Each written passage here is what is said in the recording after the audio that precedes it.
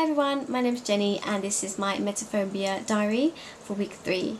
Today I'm going to be talking about what's happened so far with me and going through chapter 6, 7 and 8.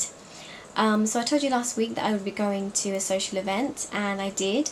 There was drinking involved, there was lots of people, we even went to a club afterwards, and as you might imagine the anxiety was very high. But I did all the things that I had to do using my Thrive skills, and I told myself that I do have the skills to get past this, and every time the anxiety rose I was able to push it down. And even though I didn't enjoy the event so much because that's not really my scene, I did take it as a very good challenge, and I think I'm going to do that in the future. Also, Thrive not only teaches you about how to control your anxiety and stuff and get over it, but it also teaches you how to look at things in a more positive way. So by kind of seeing everything as a challenge, I'm looking and processing it in a more internal way. So I'm really proud of myself, and I'm going to be talking about chapters 6 right now. So chapter 6 is a really good chapter because it kind of explains to you the relationship the 3 main limiting beliefs have. And that's really good to know, and it also gives you a space where you can jot down your previous scores of the locus of control quiz and things like that. So it's really good to go back and kind of see how much you've grown in the past couple of weeks actually. So chapter 6 is pretty straightforward and clear, but I'm still working on everything that I have to be doing. In the end of the chapter it says what I should be working on from now on.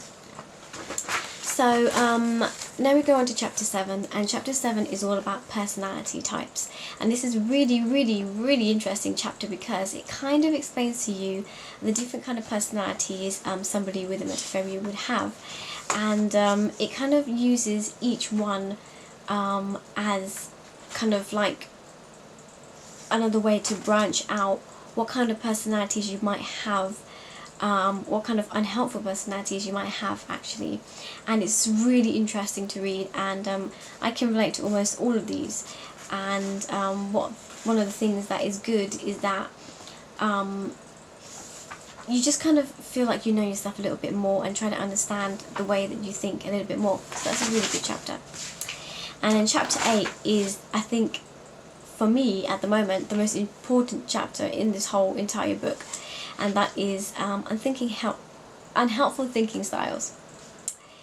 And unhelpful thinking styles is just lots and lots of thinking styles that you have which are unhelpful.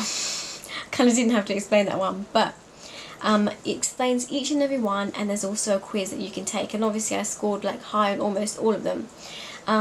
Some of the examples of this is you having a very black and white thinking style, you having a negative thinking style, an obsessive thinking style, and I am all of these.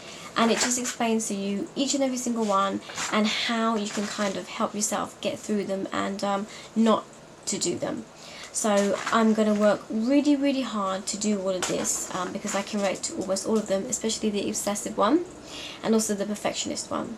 So all of these are unhelpful to me, and I can totally see why after reading this chapter. And I'm going to try really hard to try to not do all of these unhelpful thinking styles, and it will be interesting to see how I can try to control them. So feeling so far, I think I don't know why, there's still like a kind of a twang in my heart that kind of each time something good happens I feel like I just can't believe it. Is it me? Is it really me? Or do I still feel reluctant about it? I'm not so sure. But I am proud of all the things that I've accomplished so far. And I'm hoping that the weeks are just going to get easier and easier and better and better.